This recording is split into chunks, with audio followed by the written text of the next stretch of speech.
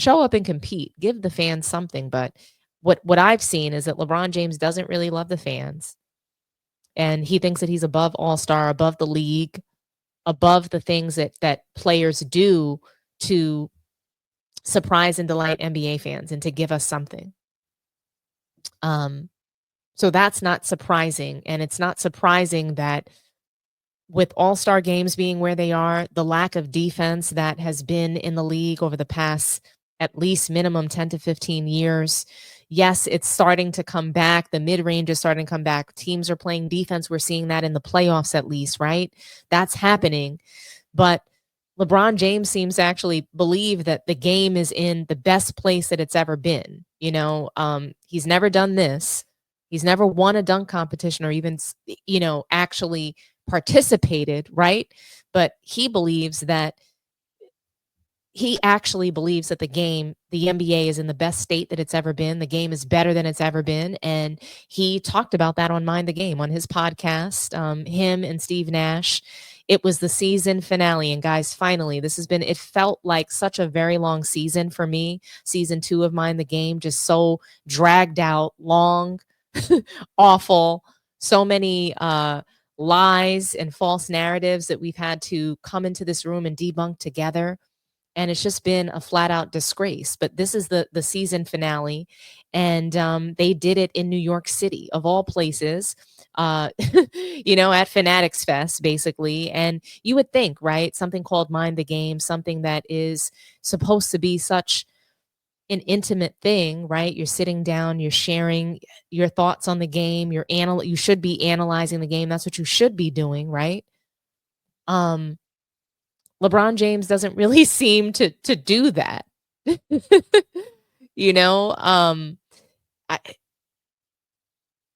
This episode, this season finale of Mind the Game, the premise of this whole show essentially is sort of like what's right about the NBA today.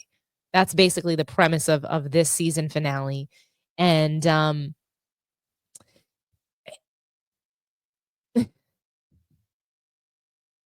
I've actually never heard LeBron, of all the episodes that I've watched, I've never heard LeBron have any actual analysis on Mind the Game.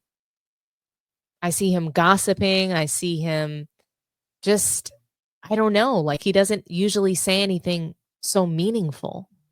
And so him and Steve Nash, they're talking about depth in the league. They're talking in spurts about certain moments throughout the finals and things that they saw in the Pacers and, in OKC. They talk about matchups and how matchups can be scary. And Steve Nash, obviously, he speaks about the game much more eloquently than LeBron James does, ever has, ever could. That's probably why he has Steve Nash there. I talked about this earlier, where, Steve Nash is LeBron James's exciting white, right? He's the exciting white guy that he has there to be the mind and mind the game for him, break down plays and things like that. He's actually gotten out a clipboard and you see Steve Nash, and then LeBron James is just nowhere in sight. He's like, okay, let me just take a break. This is my break from the show, and you go ahead and do that hard work, But they're talking about Tj McConnell and how he was an interesting matchup. And I just want you guys to hear this because, again, like you hear Steve Nash and LeBron James, he just doesn't have it. This is sort of like a fake Kobe Bryant details, and it's really bad. And yeah, I mean, I guess we can't blame LeBron James for copying, but here's what he had to say. I want you guys to hear this for yourself. You've been on the SB stage. Whoops, sorry. That is the wrong soundbite.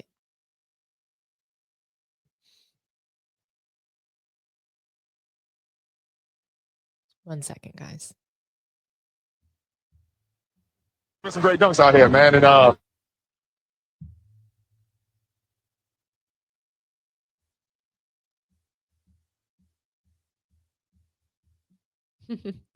Oh, I forgot to play this for you guys. This is what I forgot to play for you guys.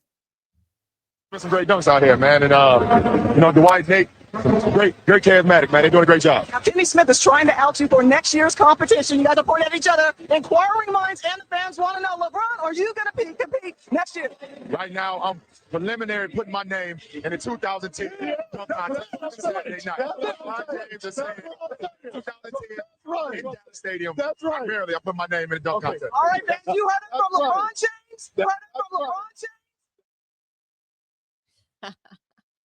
I mean, you guys remember when LeBron, you guys remember when he said that he was going to compete in the slam dunk competition and never did. But anyway, we're moving along. We're moving on to Mind the Game. And this is what him and Steve Nash were talking about. Like, you know, this game is about fights. Like, styles make fights. And so let's break it down to like even like individual matchups. You know, against the Knicks, you know, Nembhard really struggled with Jalen Brunson. But Nesmith was able to cause him some problems. It flips. So now Nembhard, who grew up playing against Shea, is able to cause Shea some problems. Right. Nesmith struggles with Shea. So it's always about a little bit of styles. Right. One that I think is really fascinating to me, and I want to give him a big shout out, is Tj McConnell. Yeah. He is finding his way into the paint relentlessly against incredible defenders. He's getting by Alex Caruso. Right, he's getting by guys like Jalen Williams. These are elite defenders. TJ's a matchup problem for them with his pace, his shiftiness, getting underneath. He's got his little underneath dribble. He's got his little fadeaway. It's so fascinating to me to realize elite defenders can still struggle with different players. You've seen that in your career. Yeah, I mean, when you look at TJ McConnell and what he's able to do right now in the finals, I think we all look at it like, how is he able to be so successful? You look at TJ, he's not the tallest guy, not the fastest guy, doesn't jump, doesn't have a huge vertical, you know, but I think it's here and it's here and it's wheel. Yeah. I think the one thing about TJ McConnell is that when you look at a scouting report and you read about guys, you know what their go-to moves is. You know what they will want to do. You know what they least like to do. TJ, you don't know what he's going to do. Right. It's just so random with TJ. You don't know when he's going to pull up and shoot his mid-range fadeaway in the paint. You don't know if he's going to dribble all up underneath the basket and then go to his fadeaway. And he's doing that not only when Alex Caruso is guarding him, Taysom Wallace is guarding him. He's even done it against Hartenstein and also Chet. Chet, right. You know, so he's doing that versus everybody. So I think him not being a player that you key in on certain things that he do, you know, we like to go to, has made him be so successful in the finals so far. For sure. I think, like you said, you don't know what he's going to do. One thing you do know he's not looking for is the three, which makes it fascinating because you know, like, okay, he's not going to pull up for three. So you think, let me give him a gap. But he uses that gap. Right. He gets momentum. Yeah, a la Rajon Rondo. That's what made Rajon Rondo so great. Right. You know, the fact that you knew he was not going to be taking any threes, but he eat up the space, and by the time he was up on you, it was too late. And I think TJ is definitely learning. He's found that rhythm, and he's a big-time player. Yeah, for sure. He uses pace, but he also uses change of pace, and he uses the entire floor. So it doesn't matter if he has to beat his guy at half court, or his guy's dropping to the free throw line, or he's on the sideline, he fakes a pitch, and he goes. Yeah. Just incredible intelligence, and he's been, sounds weird to say, the biggest matchup nightmare in a way other than Pascal. I think Hallie's more of the sets the table. Right. Pascal's been a matchup problem, and TJ's been a matchup problem. I absolutely agree with you. You just don't know. You don't know what TJ's going to do out on the floor. So it's hard to scout for a guy like that, you know. And, you know, like I said, Pascal being a matchup problem for anybody. But also TJ's pace and space, man, and his will to go out there and dominate, you know, at his level. It's fascinating to watch, man. It's great. It's great basketball. Yeah. So I couldn't stand this soundbite mainly because I thought that, okay, let me tell you guys what I thought sounded good about what LeBron said, which was I applaud him for calling out TJ McConnell's his will, his heart.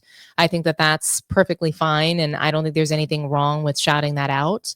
But scouting report, analytics, I mean, analytics are like, it's like the death of our game, right? Like you really need analytics. You really need a scouting report to tell you. Like you need a scouting report. Like to me, like you should be able to figure out how to guard TJ McConnell. I don't think you need a full-blown report on him. I don't think you need to come into the game knowing exactly what TJ McConnell is going to do, but that's what the league has become. If you don't have the cheat sheet, then you can't do it. That's LeBron James. He needs to have the cheat code available for him ahead of time, because if he doesn't, he can't win. He can't succeed that way. You know, it's like, okay, so you can't defend someone if you don't have the drop on them ahead of time. That's just not real basketball to me. You don't have the drop on them, so you can't guard them. That's not basketball IQ to me. That's fake basketball IQ. Yep, fake. McConnell didn't have all these tricks for the most part. that I saw. They didn't guard him. And when they did, he was turning the ball over with abandon. It was laughable. He went from Prince to Pumpkin. LeBron congratulating his heart and will. Like I said, I'm fine with that. Totally fine with that. But again, there's no real breakdown of these games. LeBron never has any of that, in my opinion. Sometimes we need to just sort of let things be and let them keep its place. You know, and I wish that Kobe Bryant and the details, I just wish that that could have been one of those things that LeBron James didn't attempt to duplicate. But I guess you can't blame someone for copying. It's just crazy that you wouldn't even want to give Kobe Bryant more credit, but instead you've dedicated, you know, a media smear campaign and all this money that you've dedicated to this smear campaign to tear him down. That's just what I thought was really interesting out of, you know, just him copying Kobe Bryant and trying to sound like this basketball savant. I think it's a joke. But he did have another soundbite that I thought was interesting surrounding whether this was the best basketball that we've ever seen. Is this the best? Is the league at the best that it's ever been at? I mean, we've all been saying that we need more defense. We've all been saying this is the worst basketball we've ever seen. The ratings have reflected that as well. Right? The ratings have absolutely reflected that, you know, this isn't the best basketball. We've been saying that the 90s is the best brand of basketball that we've seen. That era has been the best. And so LeBron James, Steve Nash, they continue to go on and on capping about that. They want to really elevate these today's era, this modern day era of basketball. They're trying to elevate it. They're trying to show NBA fans that it doesn't suck. They're trying to convince us. They're trying to shove it down our throats. And, you know, this is what they had to say about it. Like, you know, this game is about fights. Like, doesn't matter. People are playing the same style. You know, we really focused in on that kind of consistently during this podcast season to kind of figure out, like, what is true here? What is, yeah.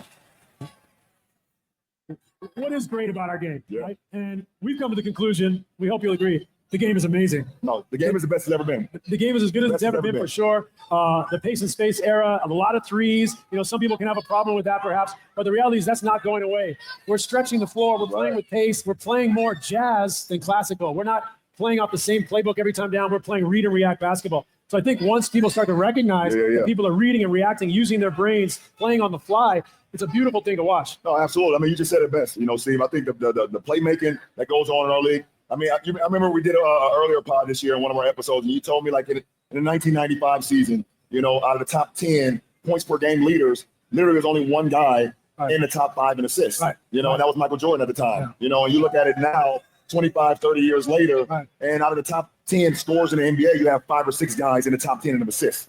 You know, so the playmaking in our game, the defense, the different matchups that we see in our game, the different variables you can see defensively, man-to-man, zone. Guys are even pressing at times, 2-2-1 press that we haven't seen. I think that's great. You know, it's a beautiful thing to watch our game continue to evolve. And I think it's the sky's the limit. We're going to continue to do that. You know, it's beautiful. Well, I have to give you a lot of credit for the playmaking. You know, let's like LeBron said, you know, nowadays you can't just be a scorer. If you're just a scorer, really you come off the bench. You know, you're a 6th man, 7th man, see if you're hot that night. Nowadays, if you want to be an elite player, you have to be a scorer and a playmaker. And I think you were a huge part of that trend. You know, 100%. 100%. Yes. What we've seen happen, and I'll use LeBron as one of the pioneers or, you know, one of the trendsetters in this way, is we're seeing a big physical athlete that can score, but is also passing, playmaking, but also playing cat and mouse, dissecting the defense, reading the defense, making the defense uncomfortable, making them make hard decisions. So now we're seeing the byproduct of that throughout the league, right? When I came in the league way ago in the 90s, like LeBron said, you know, guys just come in and score. And nowadays, the defense have gotten more sophisticated. You have to be able to read and react and play. So LeBron coming in the league, let's not forget, the leading scorer in NBA history, right here, the leading scorer, you know? But also one of the greatest passers and playmakers, right? And one of the best minds for the game. Mind the game? Mind for the game out there. So you put that together, what are we seeing now? You know, we're seeing guys like Luka Doncic, Nikola Jokic. You go around the league, you're seeing so many guys that are taking the ball and manipulating the defense and deciding, how are you playing me? Okay, I'll go score the ball this possession. Oh, you want to load up on me? I'm going to go make plays for my teammate. So this trend for me is helping elevate the game of basketball because our lead players are able to do more than one or two things. They're able to do a bit of everything, Swiss Army knife for what the team needs in that moment while still having a huge usage rate. Absolutely, man. You couldn't have said it better, man. I think our league is at the best place that it's ever been, and it's beautiful to watch. You mentioned Luka. You mentioned, the Joker. Giannis, so many guys that only can score the ball, rebound the ball, pass the ball, facilitate, think with their mind. It's just a beautiful thing, man. And, and we go back to, we're looking at OKC and Indiana. Both teams built up identities of cohesiveness, innovative offenses and defenses. But it's just beautiful to watch that when the ball moves, player movement, everybody feeling a great rhythm. And that's what the game is all about, that everybody's on the floor feel like they're important to the success, and to see that with OKC and see that with the Pacers now, listen, the two best words in sports is Game 7. All right, and we all should be lucky to be able to witness a Game 7 tomorrow night for the NBA Finals for the Larry O'Brien Trophy. So it's a beautiful thing for sure. Yeah, I can't wait for that. Yeah, absolutely. That's it. All right, we got a bunch of, hold up. We got a lot of Knicks fans in here, huh? Yeah. We got any Brooklyn Net fans in here? Oh man. Damn, Steve. Yeah. Was that boo for the Nets or for Steve? Which one? So the Knicks fans, y'all good? Y'all going to the finals next year? Oh, we don't see. We see. One of the things I would also say that's been great about the league is watching offense and defense evolve and push. Guys, LeBron James is a disgrace. I mean, how do you go to New York City? You get booed during your own finale of your own show. He's just sitting there and they're just heckling and booing him throughout the show. And you can tell they're throwing out some of these people. They're just flat out booing him. He's talking, they're booing him. How embarrassing is that? He tries to play it off. Oh, I see here a lot of Knicks fans. NBA fans they don't respect LeBron the same as they do MJ and Kobe. You brought that season finale to New York City for what? That was a mistake. They don't respect LeBron, guys. They just don't. And I mean, in that soundbite that you guys just heard, the game is at its best. LeBron James he's repeatedly and he's specifically saying that the game is better than what people are calling the greatest era, the 90s. He says it multiple times throughout this season finale. It was recorded for a live audience. I mean, it's just so comical that it's being recorded for a live audience. It's a podcast. It's supposed to be, an intimate thing. But, leave it to LeBron James to ruin the podcast world as well. He's got to make a spectacle of everything. And as usual, it blows up in his face and he's getting booed. You're getting booed left and right. I mean, it's pretty ridiculous. It's just, to me, it's also bullshit that LeBron James, he says that it's the playmaking. So it's supposed to be the playmaking that makes this era so great. And Michael Jordan, he was the only player that was top in assists that also was a top scorer. Yeah, Michael Jordan didn't specialize in triple doubles. He wasn't specializing in points, rebounds, and assists, and that's what LeBron James leaves out. His style of play, the quote-unquote playmaking that you see in him and Luka Doncic and these point forwards, the point forwards that he was inspired by, they didn't go out and win titles. So when you take a look at the point forwards that he was inspired by, the Grant Hills, the Penny Hardaways, the Scottie Pippen won titles alongside Michael Jordan. So a point forward really needs a Michael Jordan with them to be able to be dominant in winning titles. But LeBron's way is not a winning formula. He wasn't dominant in winning. So now the 5 or 6 players who are, top 5 in the league and scoring, they're also, leading in assists. I mean, big whoop-de-doo. These people are not dominant in winning titles.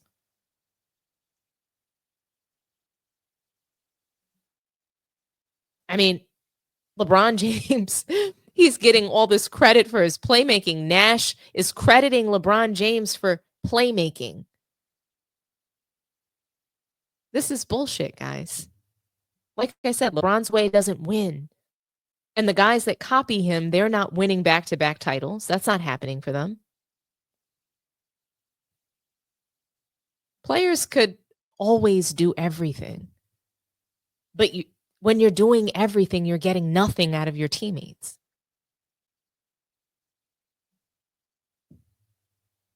LeBron led an assist, but his teammates didn't get any. To say that guys didn't think with their mind, I think is also a really big insult and absolutely ridiculous. So professional basketball players, they just get out on the floor and they're mindless.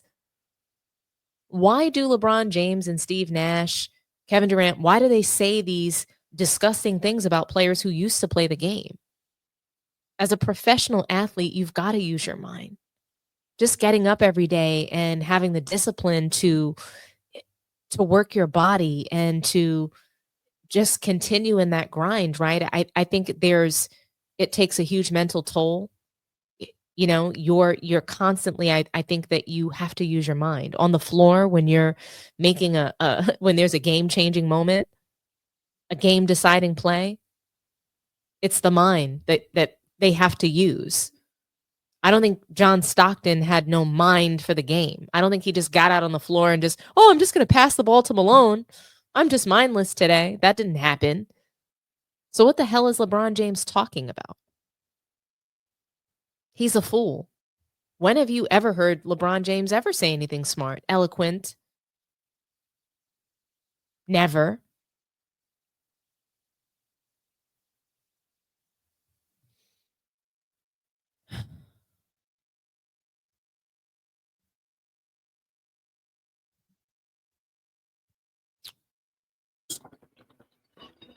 Let's start off with Joy. I just like LeBron. He goes to mind the game to spew these horrible narratives, right? These lies.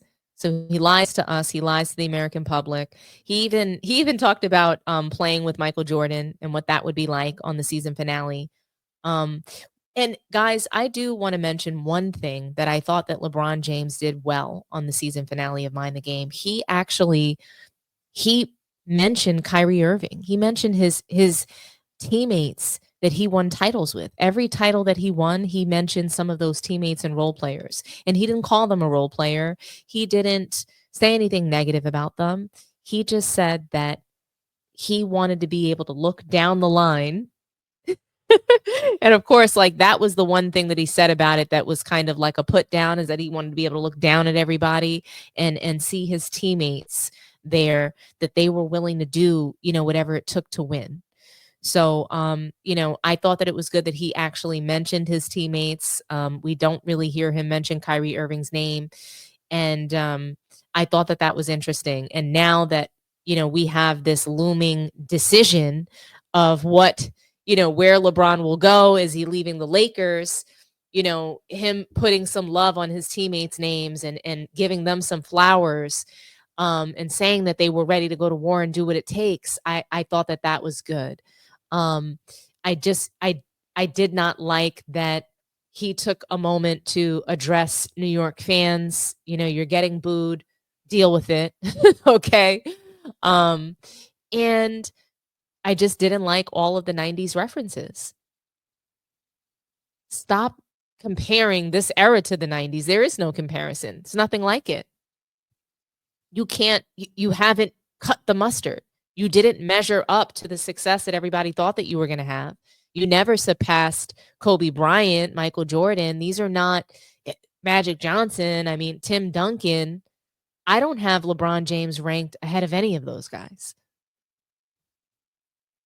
So he can talk about the 90s all he wants, but I have David Robinson ranked ahead of LeBron James. That's just me, though.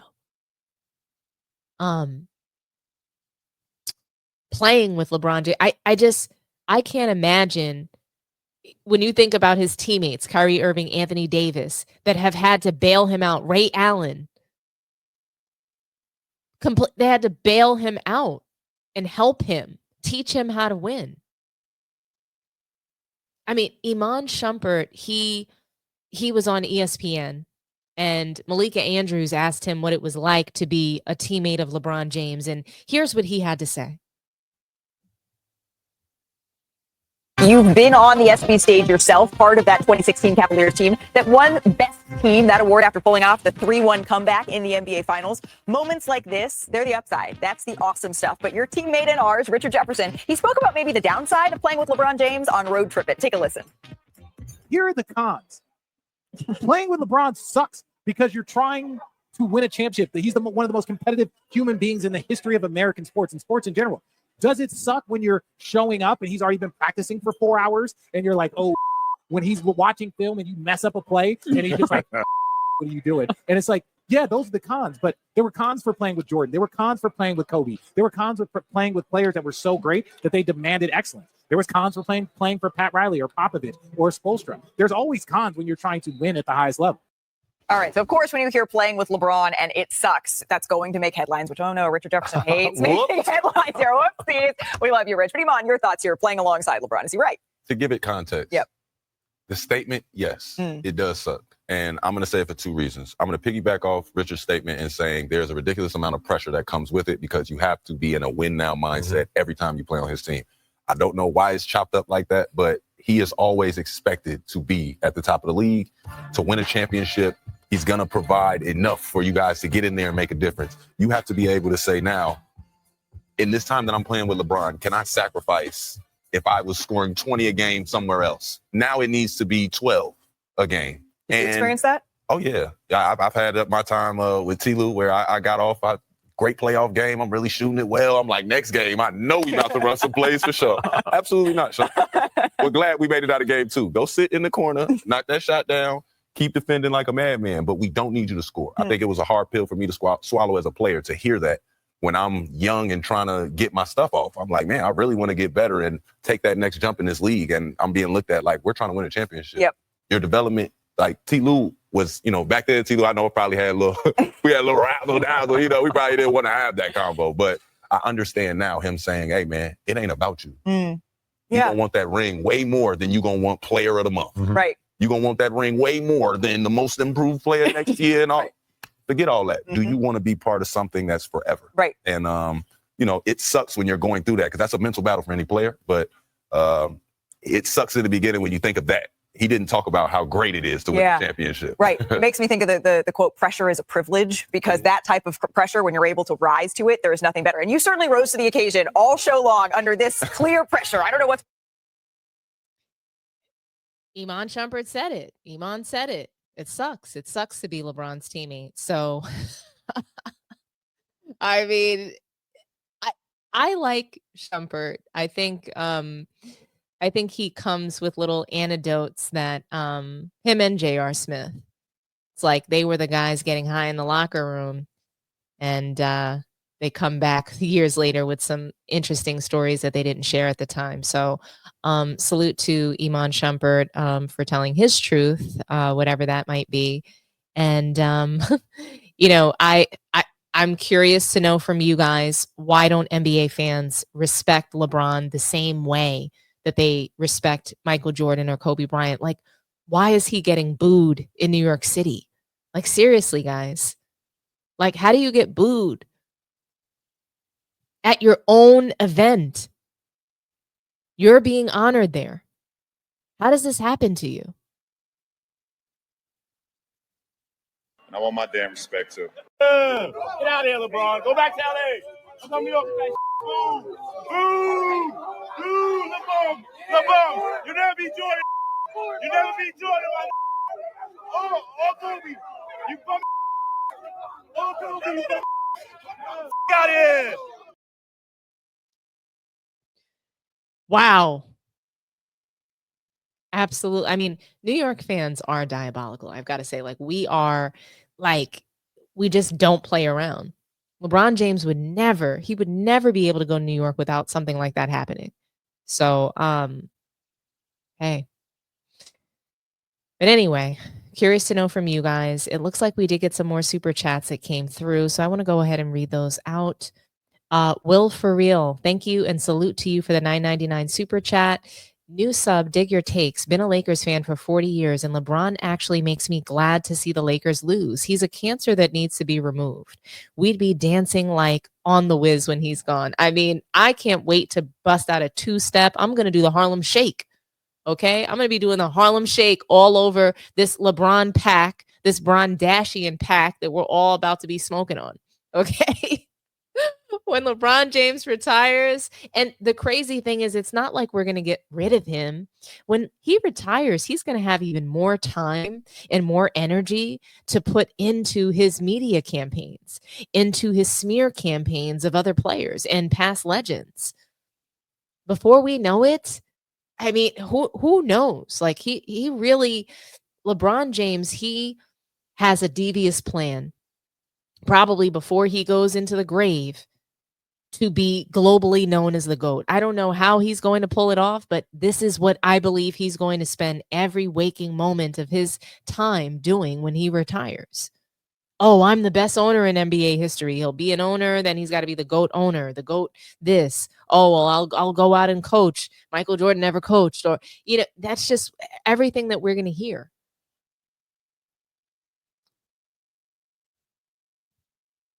Salute to you, Fred B. Jams, for the $4.99 super chat. Can't even make it out. Sound not rehearsed. The manipulator. Steve Nash has no shame. Shaking my damn head. I mean, they don't have any shame. They have no shame in their game. They will do anything. Steve Nash will clearly do anything just to be relevant, to be a part of NBA conversation and relevancy. I mean, he is obviously, he's trying to get a job somewhere. I mean, if this is the only job, then that's fine for him, I guess. But he wants to be talking about basketball. He wants to be in the mix at the very least. So if he's not vying for another head coaching position, he's definitely looking for something. And it could just be to be in the mix. Just be a little bit of clout for, sitting next to LeBron James spewing lies. Who knows? But thank you so much for the super chats. This is a good time for us to move on to the next topic, guys. When we talk about manufacturing, when we talk about hype, when we talk about overrated, we've got to talk about, obviously, we've got to talk about Bronny James in the Summer League.